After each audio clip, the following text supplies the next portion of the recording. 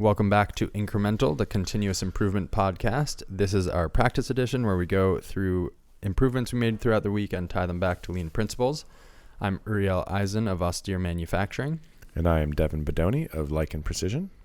And you got a quote? How do you eat that elephant? One bite at a time. From the Side Hustle Show. Excellent. Yeah. I mean, it's the only way to do it, right? Yeah, I love that, though. Because it is very daunting to eat an elephant. Yeah. But the only available action is probably one bite at a time. Yeah. Aside from, I'm trying to think of like what another liquefying the element. Gross. You get one gulp at a time. I mean, it's that, or like you get a big team and you all do it one bite at a time, right? Yeah. But single piece flow it. I don't single piece flow. Eat that bite. You each do swallow one it. chew. Gross. The person at the end does all the swallowing. Sorry, that's disgusting.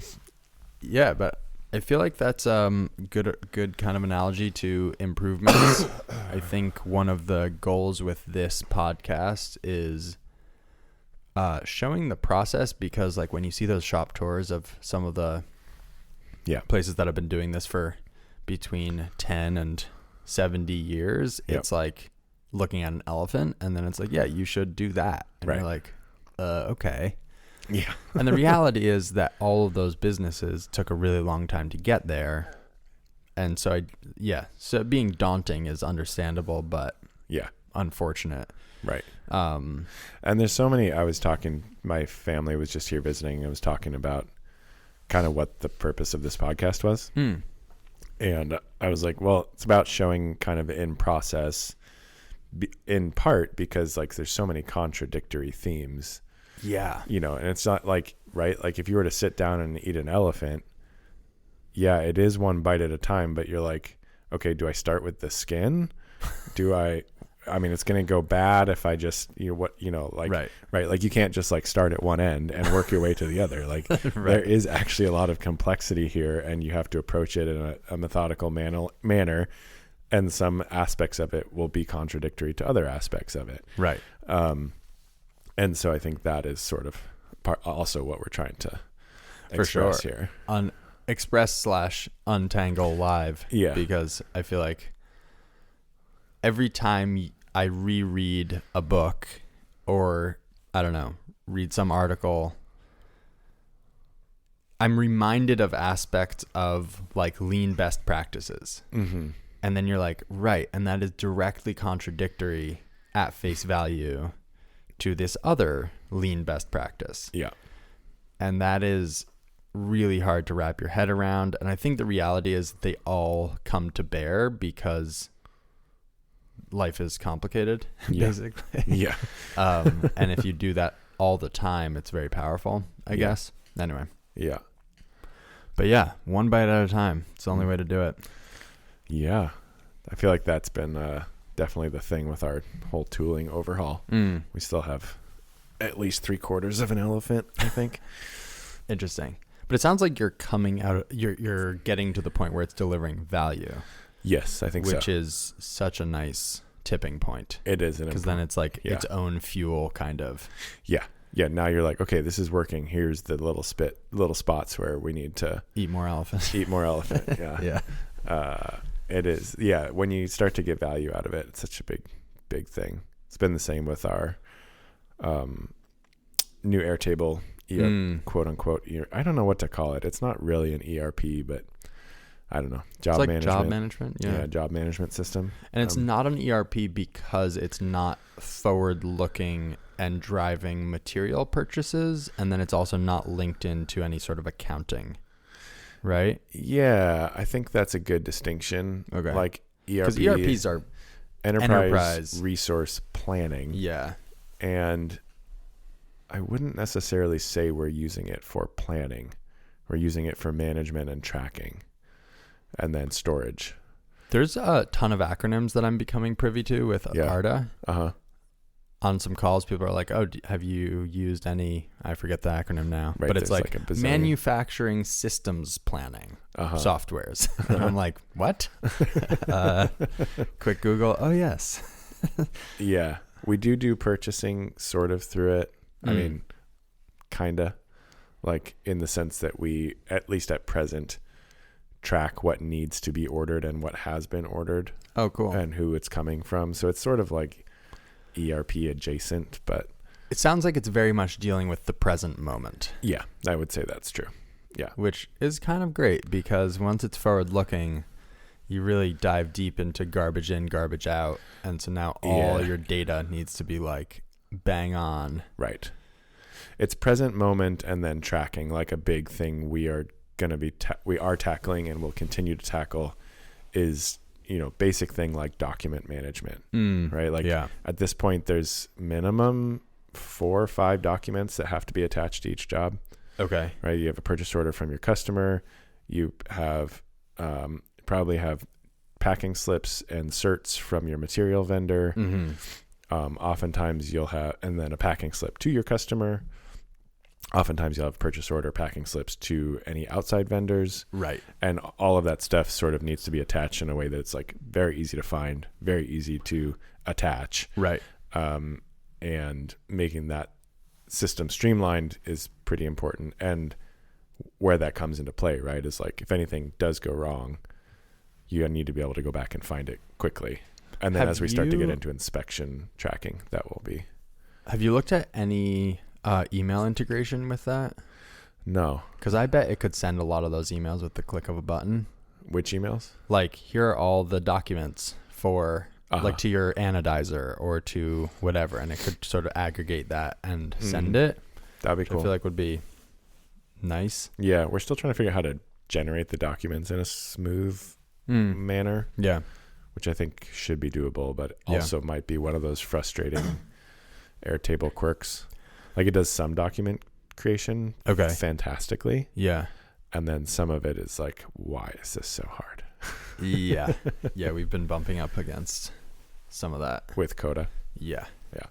It does some things well and some things really not well. Yeah. And then you take that low code environment and turn it into a code environment. A heavy code environment. And yeah, Kyle's managed to hack together most of the things we need. But it starts to end up being like a Frankenstein. No, it works. It's just very time consuming. Yeah. But it's like a combo of code, no code, like this weird amalgamation. Well, you click into some of these like conditional formatting cells and it's like scroll.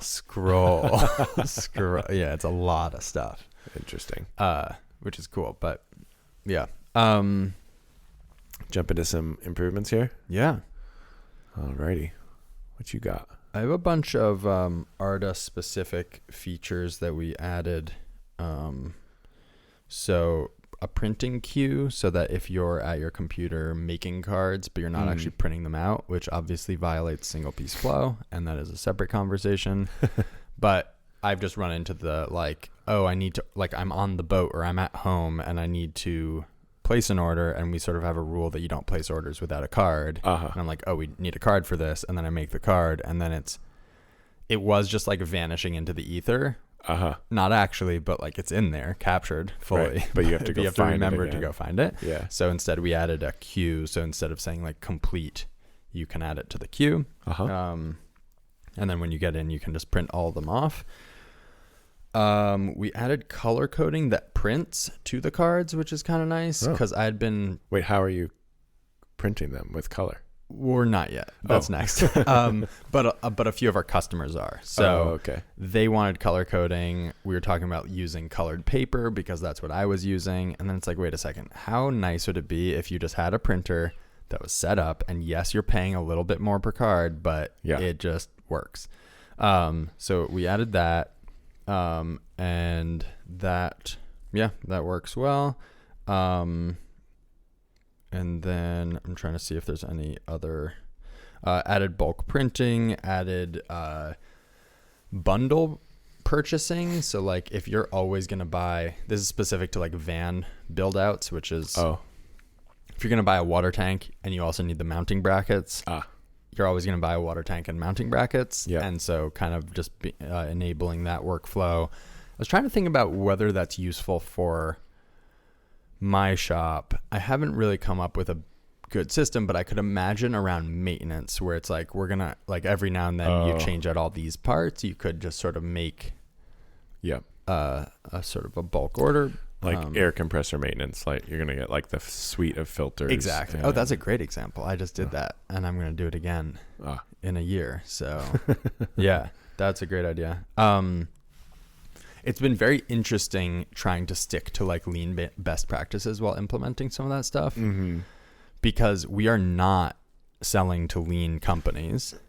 Right. Like some of them are interested. Some of them are lean and are very interested. And some of them, I mean, there's the full range. Couldn't be bothered or care. Couldn't be bothered. But I do still think it's like an important North Star. Yeah. In that I think the reason they're all interested to begin with is because it is quite a bit simpler than most. It's not an ERP, right? So like, it's not like a huge lift and data entry ongoing and all this stuff. It's like very simple. And so just trying to stick to that simplicity and add features has been an interesting balancing act that so far we've achieved. Like so far we add a thing, it gets very complicated, it sucks to use.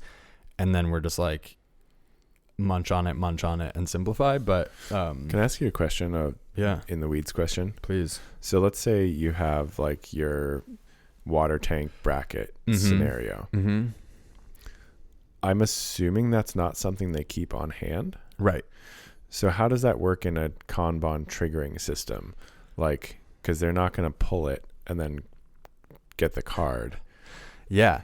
So it's very interesting. I don't know is the short answer. I have a few ideas of how it could work. Yeah. And then the question is, so the other very interesting thing is if it's not a stocked item, then there's a few options. But there's also a time element of like, how long do you have between when you know you need it and when you need it? Yeah. Sorry, between when you know you will need it and when you actually need it. Yeah. And so in this case, and like with maintenance items, you have like a week or 2 or 3, so it's shorter than the delivery time. And so there's really no sense in sitting on that inventory. Yeah. And so then the question is just like, where do you want to build that trigger into the system? Yeah. But functionally, the system can still streamline your purchasing process. Yeah. Immensely. And so the trigger can literally just be like a card file or something. It can be a lot of things. Yeah. So like one thought specific to vans is to actually have an item on the shelf that is that item, and maybe it got scratched, maybe it's damaged, maybe something. Yeah. Because that allows someone dealing in like a physical build to pick up an example and walk it over to a van and be like, okay, it does fit. Oh wait, this mounting bracket interferes with that thing. Yeah. But then there would just be a stack of cards next to it. And every time you sort of get an order and you go do your shopping, you could pull that card and trigger an order, and then it will still arrive in time. That is one idea. Another idea is that seems like a hit or miss kind of solution though, unless you're going to go around with a hammer and bang up a bunch of inventory. Hit or miss for that reason. Hit or miss because it's a tremendous amount of waste. Like, why walk around shelves to pull off random little cards? Yeah. I think more likely that is a good method of dealing with expensive items with long lead times, that every single item has a card on it, but then you leave like 5 cards behind it without items. And so now anyway, very in the weeds. Interesting problem. It is. Yeah. And then the last option is that if you have, like when you check out on a website and you're configuring some product and it's like, okay, I'm going to get this van with a water tank. Here are all the water tank options. There's also an option of taking it from that perspective where you're sort of not in the world of Kanban. Yeah. It's just a method of, at that point, streamlining the purchasing process. What isn't kind of interesting with these kits is like, let's say you get a water tank with mounting brackets and then you're presumably going to screw that in or bolt that in. Yeah. Do you add the bolts to that bulk order? Probably not, because it's probably a Kanban item on your shop floor. And so then there's sort of this weird interplay there. Yeah. But this is like back to last episode.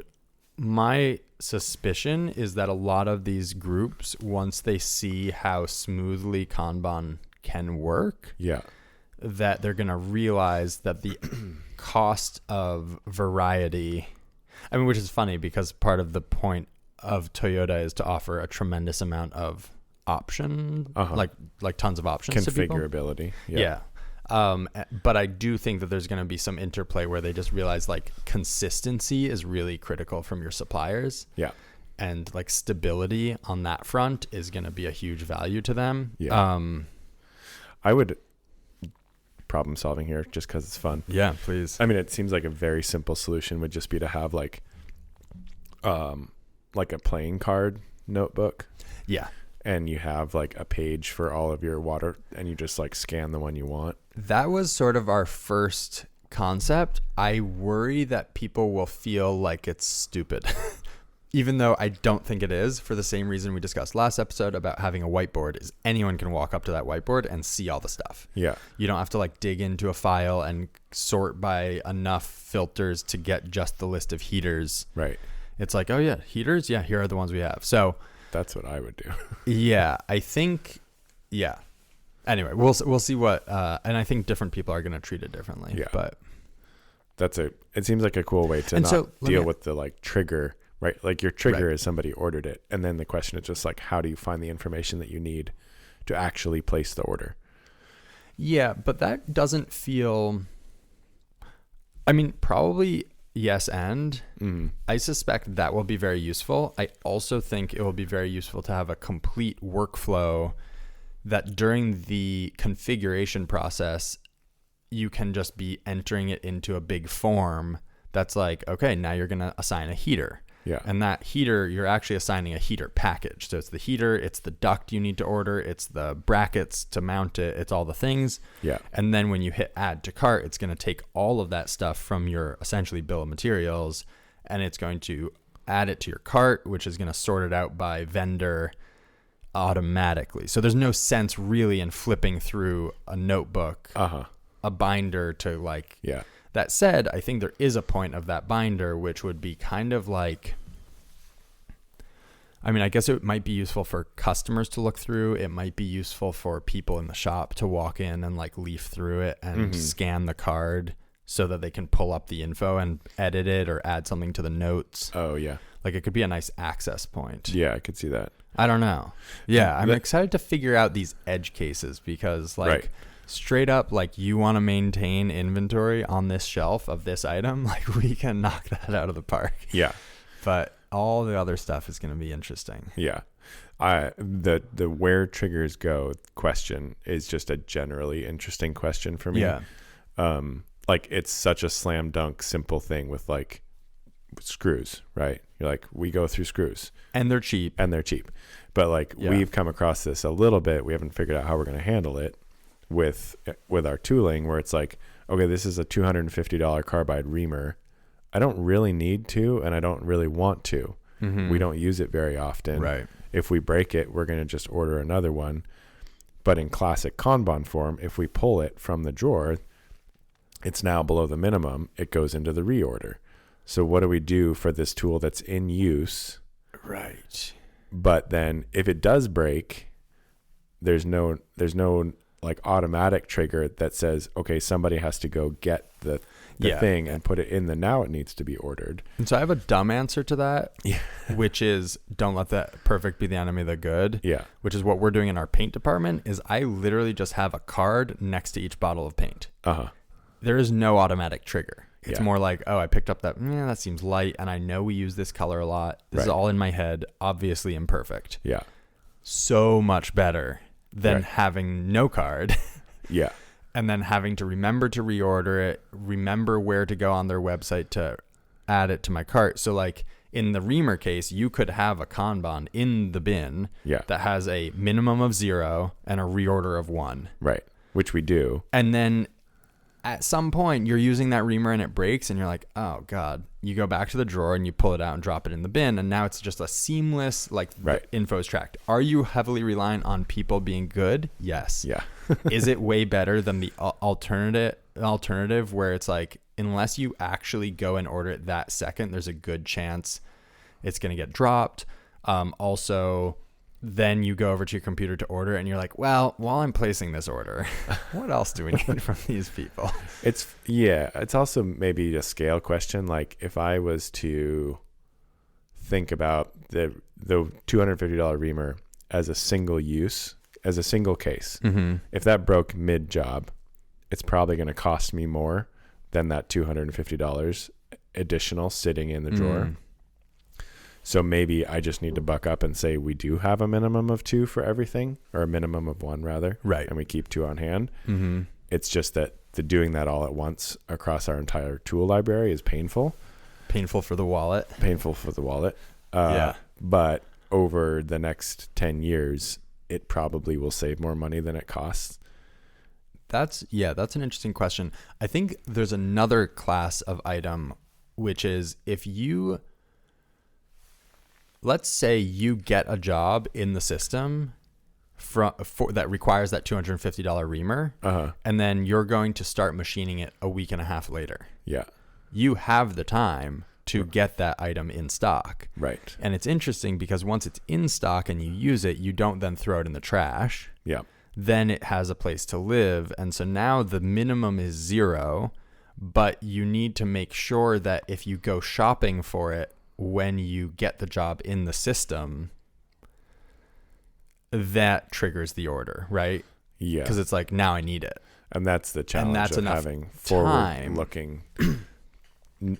being forward-looking enough to know what you're going to need. Yeah, and I think it's easy to go like, oh, ERP time, and then you take on, you choose your hard. Right. That's your new ongoing hard, instead of like what you're saying is like, well, what if I just like sit on a $250 reamer, and that's the cost of... Yeah, I would take that cost any day over. Yeah. ERP hard. Yeah, ERP hard is a hard to pick. Yeah, at least at our scale. Yeah. But I think there is a world, like there was a video by the Closet Doctor that I was trying to find, where they deal with this problem in an interesting way, where when they get an order in, the first thing they do is go shopping for it in their supply shop. And suddenly... Yeah, I can see that being very beneficial. Yeah, because that makes it forward looking. Yeah. Right? That means that in the time between, like, firstly, another job isn't coming in and stocking it out. Right. But in the case, bringing that back to this reamer concept, that's tricky also, because what if you have 2 jobs in the shop that require that reamer, and you went shopping for a $250 reamer, and it's sitting on a bench for the next week and a half for another job. It's like, well, it's totally usable. Yeah. But I think that would enable you to have a minimum of 0 if you did go theoretically shopping for it, which would just be like, hey, if there's nothing in the bin, you have to. Yeah. I don't know. Yeah, it's high on my list, so happy to jump into the weeds. In our particular instance, it gets tricky, right? Like if that's a new job, and we haven't programmed it yet, right? We may not know that we need the reamer until we program it. So there's like, it's just that how much do you front load the work of getting a job to the shop floor prior to it actually needing to land on the shop floor? Yeah, and that kind of comes back. That's like right, we're dealing with the conflicting benefits of like just in time versus not just in time. Low inventory. Yeah, it's like, my hunch, and I think you're on the same page here, is that $250 reamer is the cheap option. It is definitely the cheap option. But it's funny because another option would be to be willing to spend more on shipping, right? Because that would shrink your delivery times. Yeah, or we could just do what we do right now, which is rely on MSC's free overnight upgrade. Yeah, I mean, that's viable. It is, yeah. Like, that's a pretty good system because it means you don't need to... It's decently good as long as you catch it at 1 day ahead. Yeah. It's got to be at least 1 day. Yes. Yeah, it's interesting. I just got this book. I showed it to you. Let me... It is called the compelling title of Turbo Flow. It's a PFEP, Plan for Every Part. I think the reason I'm interested in reading it, it's basically about like how to design systems to deliver parts from your warehouse to your line. Yeah. But this is at like high scale, like auto assembly, like really significant throughput lines that are reliably putting out X number per hour kind of thing. Yeah.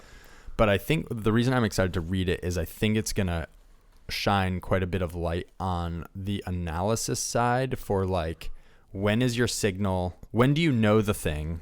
Yeah. What is your time to delivery?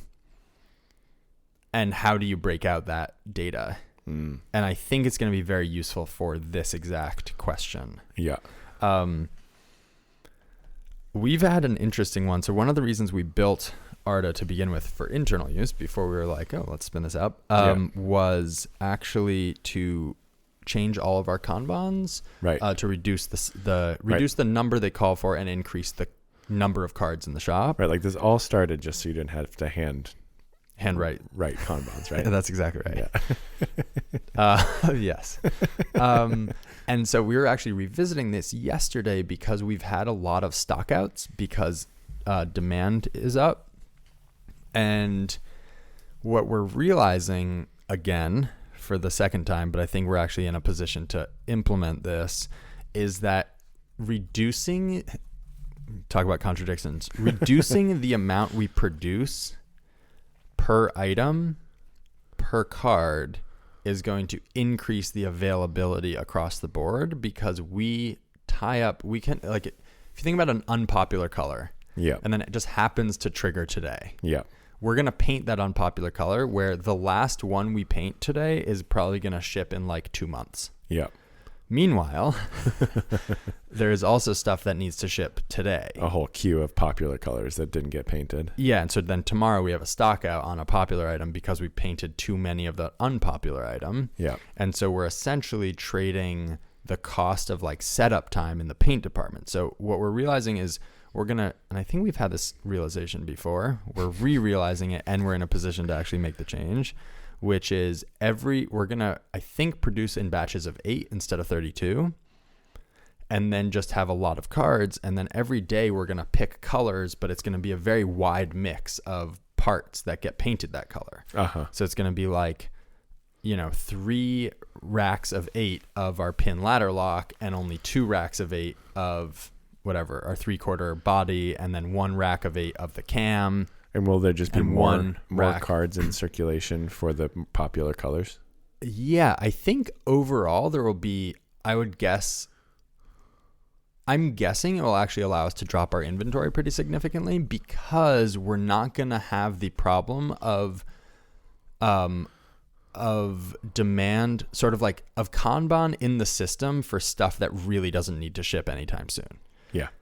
And so like all of those colors that don't turn really fast, they still clog the system to the same degree. Yeah. And so I think it's going to really allow us to drop inventory levels. But yeah, it's going to add cards to all the colors but reduce total inventory. Because you might have like whatever, orange might be popular. You might have like 4 batches of orange on a single day, 4 cards worth of orange. Yeah, exactly. But 1 of blue or whatever. Yeah, or 8 of orange cams, which ship in a lot of different configurations. So it's a pretty popular one, or it drives a lot of use. And then 8 of the cams, but only like 1 of the body. And maybe 2 of the 1-inch pin ladder lock, all in orange. And so it's a big batch of orange, but it's a high variety that is more in line with true pull from the consumer. Yeah. Anyway, kind of fun to think about. That is cool. I like it. Yeah.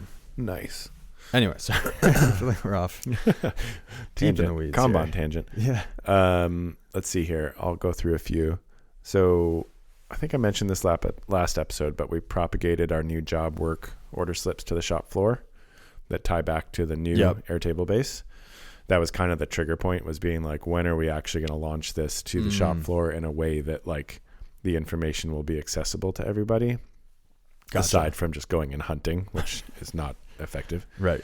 So that was cool. A bunch of the orders, we have duplicates.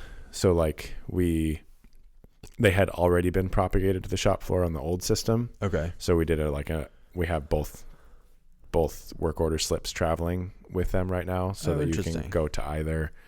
And then to make sure sort of the handoff was good. Make sure the handoff is good, and then in case like there's information missing in the new system that didn't get copied over or something like that for a repeat job. Yep.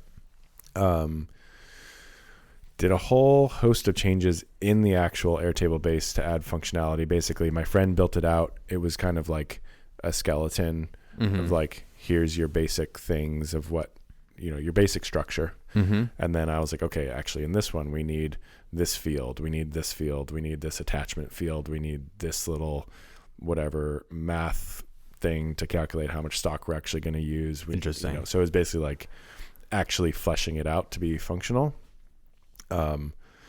Part of that was adding the whole QR code functionality that we basically just copied over. It's just like a simple automation with a plugin that copied over from our other system.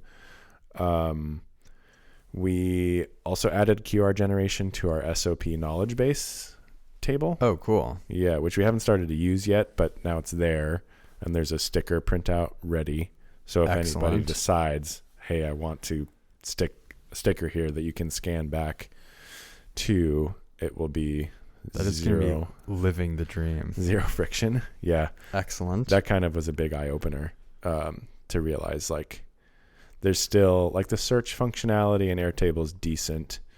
So you can go to the SOPs knowledge base tab and be like, okay, I want to find something about Decent the gripper. Is so different. Decent is so different. And once I scanned a couple QR codes and they went directly to, you're like, I was like, this is going to be amazing. We've also had like a lot of sickness in the shop recently. So people have been out.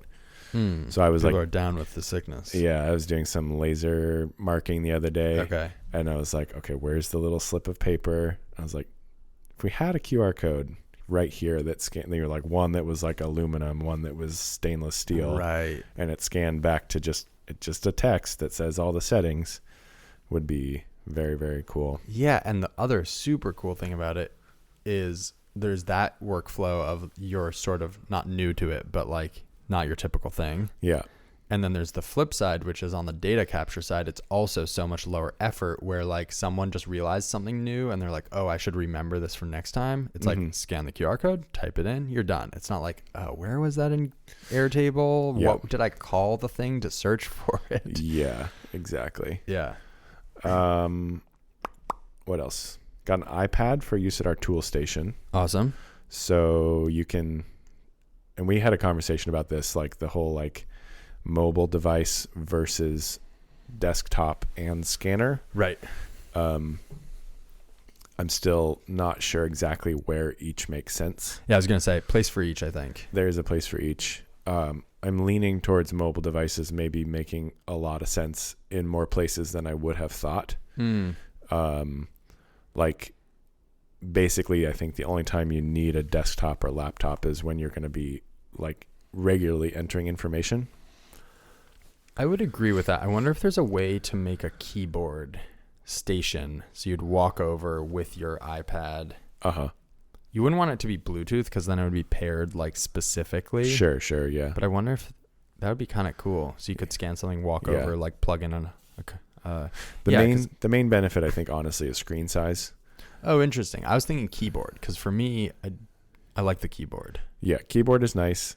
But also being able to view the information at a reasonable scale. And if you're looking at prints, right, for like I'm thinking about a workstation at a machine where you need to pull up a print, potentially in the future need to pull up a CAD cam to make edits or something. But I got iPad for at the tool station so you can search easily. So if you're like, come over and you're like, I would need to find a 3/8 end mill, or like this happened today. A tool hadn't been put away. It was just at a workstation. I was like, I don't know what number this is. It's not attached to anything anymore. But I was able to just filter and search and find the ID number and put it away, which was pretty cool. That's super cool. And we'll be able to scan the QR codes with the camera for the Kanban if we need to. I don't think we're going to order from there, but probably do. I wonder if you could laser the QR codes onto tools. Oh, I'm sure you could, but that would be a lot of work. Like time. It would be. Yes. I'm not sure if it would. I don't know if the cost benefit is probably there. not. Probably not. Yeah.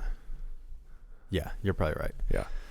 I'm excited about the iPad thing. That's super cool. We're gonna add one to our sawing station as well, because right now that is a go find the information, then walk back to the saw, hold it in your head situation. Yes. Being like cognizant of that is so difficult. We just added, one of our computers died. We stole the computer for somewhere else. Like I needed it in the paint department. The one in the paint department died. So I replaced it with one from downstairs. So now we haven't had like a receiving area with a computer. And so instead you walk sort of across the shop to another computer, do some things, and then you end up walking back and forth a lot. And it's so easy to get used to it. So we just, our improvement yesterday was adding a computer and a scanner back at the receiving station. And so that's now going to be like our ordering and receiving. Yeah. And we're going to do receiving as part of like the morning warm up kind of routine. Oh, okay. Like warm up the CNC, turn on the stuff, get the shop going. So that's going to be part of that. But yeah, so easy to like, and then you make these changes and it is just a brave new world. You're like, how did we, what were we thinking? I don't know. It's very funny. Yeah. Also, we got a dedicated shipping computer and another roller printer. Nice. For that station. Oh, cool. So we've had a shipping computer that was combined with our laser marker, and like the physical layout was not ideal. Oh, cool. So just got another laptop, and we're going to see how that works. Also, the plan is for that to be the primary ordering and receiving computer. I'm not sure if that's going to end up working. Like there might be conflicts of use. Right. Like someone's shipping and then you want to go do some ordering. Yeah. Or like the plan I think is to generate all of our Kanban cards there as well. And that might just be too many things packed in one spot. We'll see how it kind of works out. But yeah. I got another Rollo printer with it. Okay. And I think we've had 3 different sticker sizes in the shop, which has been this like weird constraint that is like, which one do I pick? Trying to match physical sticker size to what it's going on. Yeah. And then, but also like, okay, which computer do I print this at? Like, can a computer even recognize 3 different Rollo printers and like easily distinguish between them? Interesting. Kind of a thing. But I think I had a realization that one of these classic, like I'm such an idiot after the fact. Okay. Right now we use 4x6 shipping labels for our work order slips. Okay. And shipping, obviously. And then we use 1x4s, 1x4 stickers for our like stock tags. And they go on our little like clip-on deals on sheet pans to like designate, what parts are and stuff. Right. And then we had 1x2 stickers, which we had sized because they are the correct size for our tool tags. Okay. Those have a 1x2 little like, I think I see where this is going, tab on them. So I've been like, okay, we need to have 1x2s. Let's try and optimize around that for our Kanban, and so that we can have the same sticker for in our tool drawers, on our tool tags, on our Kanban, et cetera, et cetera. But we still need these 1x4s because they're really useful. Like there's too much information. And then I was standing there and I was like, oh, you can just wrap the sticker fold it over the back around the back of the tool tag.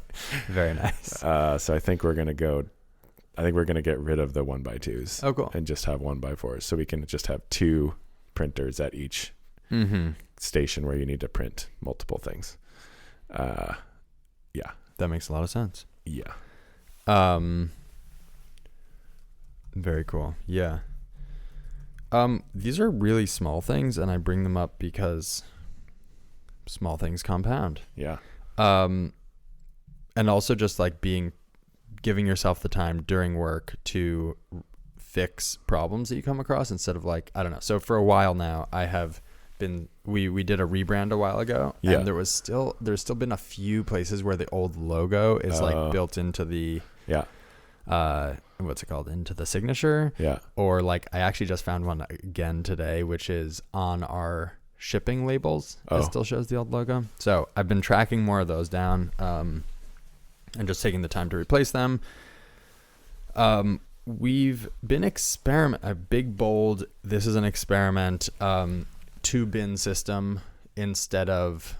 For a long time at our assembly area, we just we have inventory separated by a Kanban or an order card, and so you have this. You work from in front of it, and then you pull the card, and you're working from the back of it. Yep. This is another one of those, like, I cannot believe we've been doing it this long, just like muscling through. But to get the parts from the paint department to the assembly area, there's like nothing to travel in, and so you're like sort of like. We carry them up in these stainless steel baskets because they have to go in the oven before. So they gas out in these stainless steel baskets. And then we carry them upstairs in the baskets. And then we've sort of been like putting them back in the baskets. But sometimes those baskets don't stay up there. And so then you're like going back downstairs to get the bins you want at the assembly station. It's such a mess. Yeah. It is such a mess. And so we're finally tackling it. It's just weird how these things like sneak up on you. Like they're just there and you struggle with them every day, and it's just it's a mix of time and awareness and like mental energy and all that. Yeah. Because like you can't just stop everything that's silly and fix it today. Like you just can't. Yeah. And it's those funny little things too that we had a similar issue with our tooling Kanban. So because we don't want to have multiple bins for each tool, like little whatever. Yeah, little bin, divider. Bunch of tools. Yeah. Yeah. So our move for the last few years has been to bundle the card with the tools at the quantity that you want, but it destroys the card because it's getting wrapped around the tool. You got to go find a rubber band. And so like, how do we deal with this? Do we have like a card that separates the ones below, but then if they're not big enough, it's going to sit weird and And then finally we're like, well, let's just put them in a bag. So we're trying that out now. It's like card and minimum quantity go in a Ziploc. Yep. That's sized. That's what we do for a lot of stuff. Yeah. It seems like pretty nice. Option. The cool thing about the QR code also is suddenly you barely need to display any information. And so you can make really small tags. Yeah.